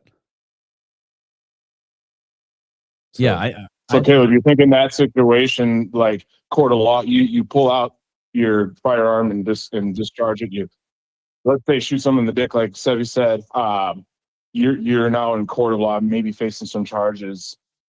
You think you'll get off on that? I think with that Christine. definition right there. I think Christine nailed something. Even if you get off in the court of the government case, I think they sue you and try to take your fucking house from you. probably. That's true. And they tell you you're a racist. And they show on your record that you've shot 12 other black kids in your life, and you're fucked. All right. Thank you for calling. Thank you for being a good citizen. Hey, let me ask you this. Yeah. The thing is with confronting people when your kids are around is I always feel like you're putting your kids in danger. I mean, you're already in danger. I guess I see your point. Yeah. Or you're saying like just like a rowdy bunch of kids. Yeah, like there's, let's say people. like if you let's say like there's some kids let's say you're in a movie theater with your kids and there's a group in front of you on their fucking cell phone. Mm-hmm. Laughing, giggling, not watching the fucking movie, talking back to the screen, and you say something and you're with your 3 kids. Now all of a sudden they could fucking just be like, "Hey, fuck you." And now you got your 3 kids there and you're like, "Great, now what?" I'm gonna say this as kindly and humbly as I can. They might say that to you. They don't say that to me because I bet I am that guy. I am that guy that's in the theater or wherever that will say something and they will look and they will usually act accordingly. They might chirp a little, but 9 times out of 10 they act accordingly. They shut up. Fair enough. Yeah. Yeah, people track me. People, when I'm out in public, people just see weakness and track me like I'm prey, other humans. So I see your point. Good point. The vulture circle. Hey, do you really think the Diaz Perry was a mismatch? I hear you on the other ones. There was complete ridiculous mismatches, but I thought Diaz Perry was. I don't know. I didn't think it was a mismatch. It was an ass kicking. It turned out to be an absolute slaughter for Diaz, but I didn't think it was a mismatch. Okay, that's fair. That's fair. Of all of them, okay, that's fair. The other 2 were clearly super mismatches, but I'll give you that. But I also think that when you say you care about the fighters, and you put Diaz in there in that kind of shape, I mean, he was not in any shape to fight. They both were moving so weird. Yeah. Perry's a weird mover in general because he's just wild. He threw technique out the window. Bare knuckle boxing, you don't really have to be too technical, like you could just throw, and that's what he's been doing. And Nate, you nailed it. I don't know if it was age or pot or both, but homeboy just doesn't have it or anything even close to it what he had back in the day. So it was weird to watch. If you're a Diaz fan, that was horrible to watch. If you're not, you're like, all right, good. Move on now. Hopefully he's done. I hate to see Jake Paul talking like that too, and the other promoter talking like that, because people should be rewarded handsomely for for bringing things to market that are popular. For some reason, when they say that, they sound like fucking communists and socialists, like they're upset that fucking Dana White is filthy rich because for 30 years he's brought something to market that's hugely popular. Yeah. Yeah. How And about it's like, hey, fuck you. yeah. Who like that's great. A form of virtue signaling. But how about these payouts? Have you seen any of the rumored payouts? Or actually, I think they're pretty confirmed now. It's Rhonda made 2.2 or something. Gina got around $1 million. Francis got 1.5. They all would have got paid. Well, let's say Francis, he would have got paid more if he fought in the UFC, because if you look at Hamzat got like $3 million. You know what I mean? They would get more anyways. So Ngannou and Jones could make $5 million each if they fought in the UFC. Easily. Yeah. So how is this MMA and Jake Paul offering? I don't. Their whole premise was crumbled when you saw those numbers. Hey, we're offering more money for the fighters, and then you see the money, and you're like, wait, I didn't. Where is it? I didn't see that, but I didn't see that. I haven't even seen the numbers. Are they saying it did well? They won't release. I haven't seen those. I've checked the last couple of days, and all they'll release is the payouts. One cool thing is Francis Ngannou's opponent, Lynn's, he got paid $100,000, and then Francis gave him his $100,000 knockout bonus. Oh, he did? That was pretty cool. Yeah, that was cool of Ngannou. He gave it to him, to slaughter him. Hey, why did that guy? That guy was 5-0 or something in his last 5 fights. Why wasn't that guy fighting in the UFC at 205? That guy was a 205er. He what the hell was his story? He caught with drugs. I think he got cut. No, I think he got cut. I think he's competitive, but not at 205, especially now in the UFC. He just can't keep up. Heavyweight maybe, but he's not a real heavyweight. But yeah, I think he got cut. But I'd have to look more into that with Felipe Lins. Yeah, crazy. David says there were more people at the Apex than at the MVP card. There were more people at the. I'm not sure I get that joke. Yeah. No, there were more. There were like the Apex Center. It's tiny. I mean, how many people can actually fit in there? And there are arguably more people there at the UFC Apex Center, this tiny facility, than there were at the what was that arena that they held it in LA? The crowd there was no crowd. There was no crowd. It was so empty. Damn. I didn't realize it was that empty. And they're doing the next one in Sacramento, they said. And they're going to have Nate Diaz fight Mike Perry again. That's fucking ridiculous. That would be full retard. You either need to pursue John Jones getting out of a UFC contract and fighting Ngannou, or, there's several other options, but there's no way that wasn't even the headliner. And so the headliners, old women fighting each other that didn't draw anything. You think Diaz and Perry, maybe because it's San Francisco or Sacramento and Diaz there's from that area, but still, I don't think that's going to draw a crowd. Let's see. How many people on UFC roster? You know what they should do? 670 active fighters. They should tell MVP we'll let John Jones out of his contract for $20 million. Let me see. $20 million, and then we'll split that money between the 670 athletes on the roster, and that ends up being $30,000 for every person on the roster, on the UFC roster. They should do that. That'd be crazy. That'd be crazy. Holy shit. Is that true, David? John Jones has 7 fights left on his contract. He's never getting out of that. Is it 7? Holy crap. I thought it was like 5, which is still a lot. But 6 fights. Wow, that's crazy. He's never getting out of that. He's never getting out of that. No way. Unless he pays Dana a ridiculous amount of money. Wow. They got him for life. Yeah. How about this is the craziest thing. I don't know if we caught it either, but like all the fight ends. Ariel, I can't stand that dude. He gets in there and he's interviewing. Either. That's a little weasel, but he gets in there and he's talking and he's asking, and like Ngannou, Perry, Diaz, hell, maybe there was another couple. All of them were like, Jake Paul's standing there looking all like bummed out, and they're like wanting to fight him. They're like, I want to fight this guy. And Jake Paul was like, I'll fight you. And I'm like, why? Like, if it's about the fighters, why are you inserting yourself in every single situation? You know, there was that beef way back in the day between Dana and Tito, for example, and they were going to fight each other, and it never happened. And thank God it didn't happen. Dana would be dead right now. But, you know, there was that. But, like, Dana's not getting in the octagon and talking about he's going to fight everybody. Like, I thought that was cringe. I thought it looked bad too. Like, you tune in and you see the promoter of this new thing trying to fight everybody. That's what I mean. The casuals might love it. Yeah, maybe. I thought it looked bad. All right. Anyways. All right. Thank you. Y'all have a good one. All right. Bye. I haven't seen this. Someone just sent this to me. Okay. Do this. Yeah. Right. Have you ever seen the show?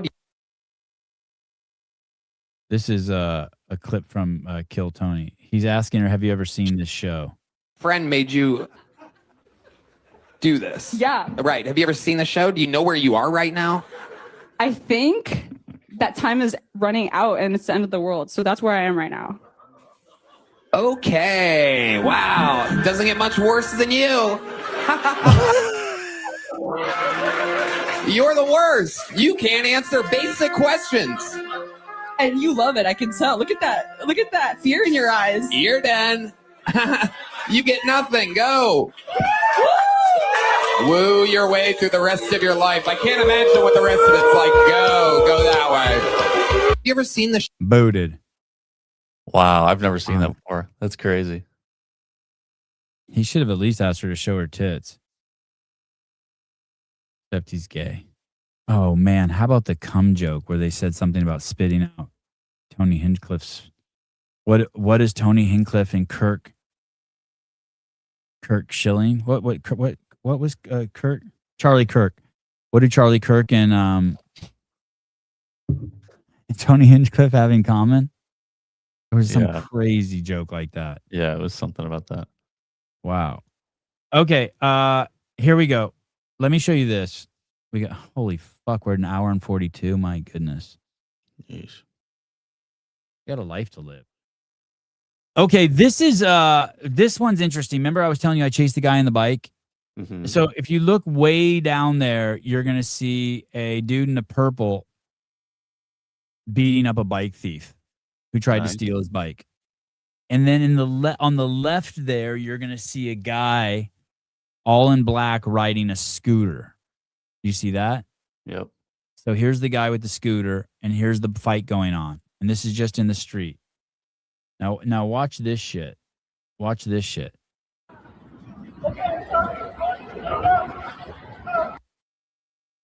Administering a penalty for stealing his bike. Holding his hands down while punching him. Now the guy on the scooter looks buff as shit, right? Yeah. And he's like, yo, motherfucker, ease up on him. Like, stop beating that guy. Yeah. He's a do-gooder. Damn.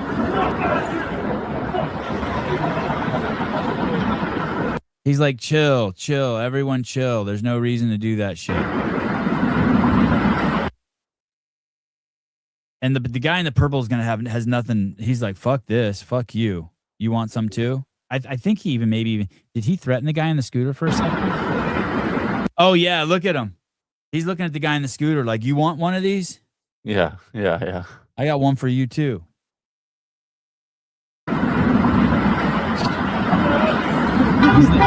He's trying to de-escalate it.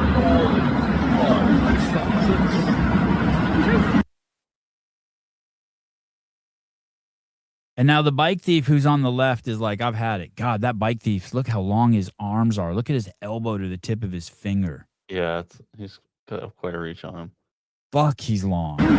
Yeah. Okay, now look. Look where the thief's going. The thief tries to grab the do-gooder scooter. He tries to steal the dude's scooter. Oh my And god. now the do-gooder has to fight him. Yeah. Oh, they're stealing my guy's scooter now?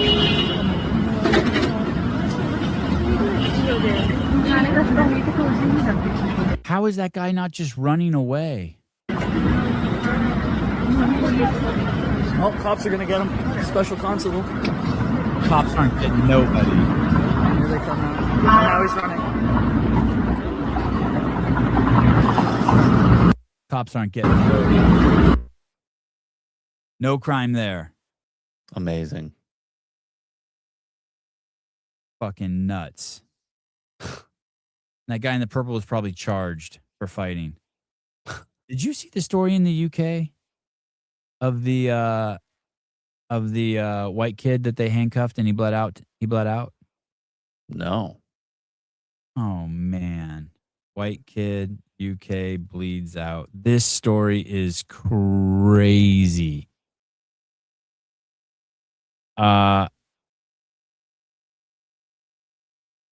This story is crazy.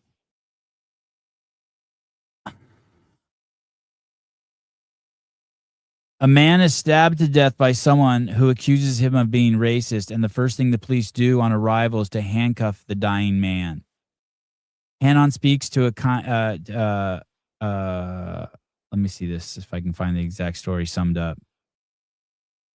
It's the fatal stabbing of 18-year-old Henry Nowak in December of last year. Nowak, a white student, was allegedly murdered by Vikram Dingwa, a 23-year-old British Sikh. Dingwa, who is standing trial at Southampton Crown Court, claimed he acted in self-defense after Nowak racially abused and assaulted him. These claims are heavily disputed. Dingwa's mother is accused of concealing the murder weapon, a 21-centimeter-long Sikh religious dagger of questionable legality. Prosecution alleges Dingwa removed his turban to make it look as if Nowak pulled it off his head while the victim's mobile telephone was discovered in Dingwa's pocket. This guy fucking tried to rob this kid of his cell phone. The kid defended himself. He stabbed the fucking white kid. The cops got there and the fucking Muslim dude fucking said, hey, he called me a racist name. So they fucking handcuffed a white kid and he laid there and bled out and died. Jeez. This is the fucking UK. This shit is fucking nuts. This shit is nuts. They found his fuck. The activists who made George Floyd immortal have nothing to say about it. In the UK, you can stab an 18-year-old 4 times, accuse him of racism while he bleeds out, and the police will handcuff the victim instead of saving him. Henry was 18, a first-year accountant student. He was coming back from a party and was sober enough to drive. Vikram Dingwa approached him on the street carrying a 21-centimeter knife. On camera seconds before the attack, he told Henry, "I am a bad man," and then stabbed him 4 times as Henry tried to flee. Henry tried to climb a fence to escape, but Dingwa pursued him. When a police arrived, Dingwa accused Henry of racism. The police handcuffed the stabbing victim. Henry lost consciousness and died in the street. His lung had been cut 8 centimeters deep. He drowned in his own blood. Jesus. Vikram is currently on trial for murder's defense. He was racially abused and acted in the heat of the moment. This for a man caught on camera saying, "I am a bad man," seconds before the attack, who then pursued a bleeding teenager trying to climb a fence to escape. His mother is also on trial for removing the knife from the scene. Oh, wow. If the races were reversed, this would be the biggest story in the world. There would be protests outside Parliament and BBC documentary and production and politicians competing to express outrage. Instead, there's silence because the dead teenager is white, and that doesn't fit the narrative. Henry Nowak is what happens when a country spends a decade prioritizing the feelings of activists over the safety of its citizens. In this case, it doesn't open your eyes, nothing will.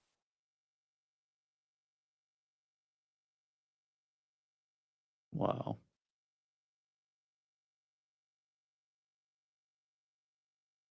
Elaine has some huge hammers. Oh, she's private. Damn. Elaine gets it.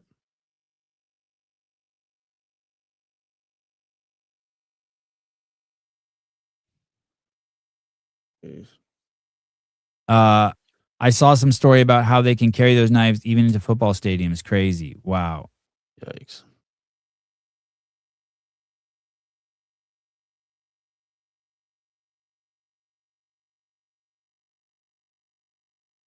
tragic. Tragic. Meanwhile, in Florida, you gotta love Florida. Florida's the shit. Meanwhile, in Florida, 3 threes attempting to break into a home in Florida were shot with fire from an AK-47 caliber weapon.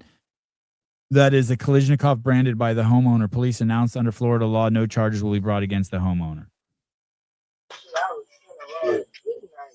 Bitch, you don't even remember. You don't even know who this is. This Kane, bitch. Oh God, I bet I ain't see your ass.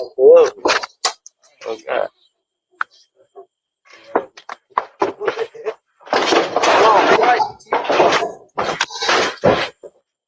They're not even in his house. They're just out on the street.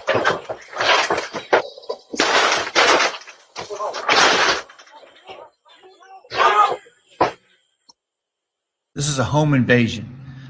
3 men, home invaded. The victim runs to a back room where he had a third gun. He picked up that gun, an AK-47 style gun, and he started shooting for his own protection to get them out of his house. So those of you who might ask a question, is the homeowner going to be charged for shooting at these people? Absolutely not. The homeowner is protecting himself.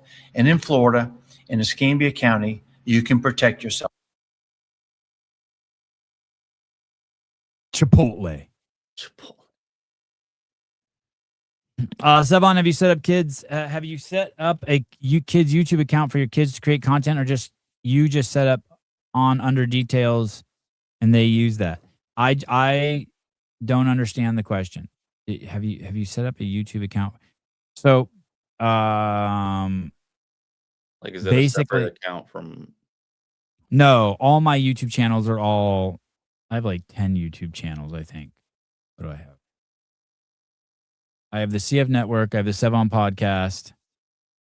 The best account I have is no one even goes to, which is just crazy. I have this. I have 3 Plain Brothers. I just set them up all under one account.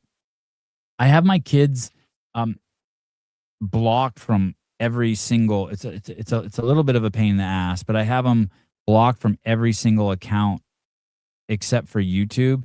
So even when we're like editing on Final Cut Pro and we need to watch a video on how to do something, like if we don't know how to do something, like change the color of something, or we need to learn something, we have to then walk over to my computer, and it's only like 10 feet away, and we watch the videos there, or we put it on the TV and learn from the TV. So I have, but all the accounts are connected. All the accounts are connected. So and then I have a Sevon Matosian account, I have a 3 Plain Brothers account, I have a Homeschooled Kids account, but they're all connected. This is the account that let me see if I can view your channel.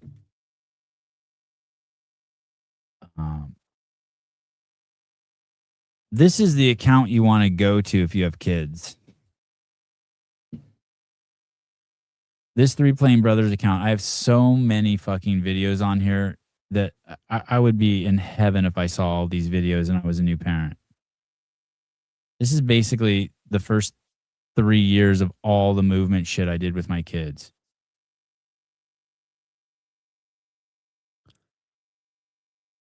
Like from 3 years old. This is all the shit I did with them. How I taught them to skate, just everything. You have kids. I don't understand. This station should have fucking 10 million fucking subscribers. This is the fucking, I think this is the gold standard of fucking raising your kids if you fucking don't live on a farm. Yes. Here's Joseph. Here's all. Exactly. This is all the shit I used to do. Go ahead and jump on that. Sure. Damn. And to think, and this kid's an absolute animal now. Go for it. We went to Stockton. He fucking destroyed everyone in the jiu-jitsu tournament. Just fucking destroys people. Good. And this is just all the fucking gazillions of things I did, how I staged it. That what's happening here is if you look on the right hand side there, that's old flooring from that's new flooring actually from Rogue. Those are flooring tablets. They're not cheap and they're crazy expensive to have shipped to your house. But if there was one piece of equipment I was ever gonna buy for kids over anything, it would be a fucking huge stack of those. You can see what I'm doing here. He starts off and he's jumping. The stack is really low. And then all I do is raise this stack 1.5 inches every time. Try again. It's too higher. You can do it. No, make it low. It's too high or make it low. Wait, all right. Anyway, this got it all. That's where you want to go. And no head lice then, yeah. And then I recently just started the vlog with Avi. And that's a cool bonding experience too, because we just leave a computer open on the dining room table. And we just, I don't know, probably 5 times a day we edit. We take turns editing, 5 minutes here, 10 minutes there. We spend 10 minutes together there. It's awesome. Is that the one that broke the foot? Yeah. He broke his foot. He broke his ankle. Me making some Instagram reel with him. And he broke his tibia, I think, skateboarding. I think Avi's broke his elbow once. By zebra mat, Sevi. I mean, I covered the whole floor of one of the rooms with zebra mats. If you're gonna have 3 boys, people are gonna get thrown down fucking hard. So you better have something on. If you're gonna have 3 boys, then they're gonna be fighting all the time, wrestling and fighting, just non-stop. And then you might as well get them trained into their favorite pastime, which is fighting. And when I say fighting, they don't fight like how my sister and I used to fight, like to the death, because they're trained in it. They don't throw chairs at each other. No, they don't throw chairs at each other, and they're chill. Matter of fact, they have MMA training at 9:30 at the house, and the room just completely covered. His voice is so cute. Yeah, I know. Sebi, you're a good parent. You could be a bad parent and get them in High Rocks or give them Subaru stuff. Hey, to tell you the truth, High Rocks training would be fucking doing High Rocks, being good at High Rocks and doing jiu-jitsu would probably be amazing. Because you need a big engine. Rock star. Yeah. Yeah. Absolutely. Rousey doesn't really judo boxing combo. Rousey is not a boxer. She has no boxing skills. Remember when she fought Holly Holm? Yeah. If she stands up and exchanges blows for more than a second, she is toast. Or maybe she does have boxing skills, but her face isn't made to be hit. She got a glass jaw. They have a father present. That's why they don't throw chairs. You know what I saw at a tournament this weekend, which I'd never seen before? There were 2 kids fighting. They were 2 of the elite kids in the division. And when the match was over, the kid who was on top stood up and he won. And the kid on the bottom kicked him in the chest, like hard, and knocked the kid back. And I'd never seen that before. And the judge came over and did this sign. And the kid got disqualified and kicked out of the tournament. Good. And I asked Ari, I said, hey, what would you do if someone kicked you like that? He said, I would just come down and Superman punch him in the face. And the jiu-jitsu instructor said, hey, you'd get in trouble for that. And Ari goes, what do you mean? He goes, you'd get kicked out too. And then my son, Ari, I asked the jiu-jitsu instructor, what do you think if my son did that? And he's like, I wouldn't care. He's like, you'd get kicked out of the tournament. And the other instructor's like, I'd beat the shit out of someone if they did that to me at a jiu-jitsu tournament. For sure. I would be so pissed if my kids did that. Really?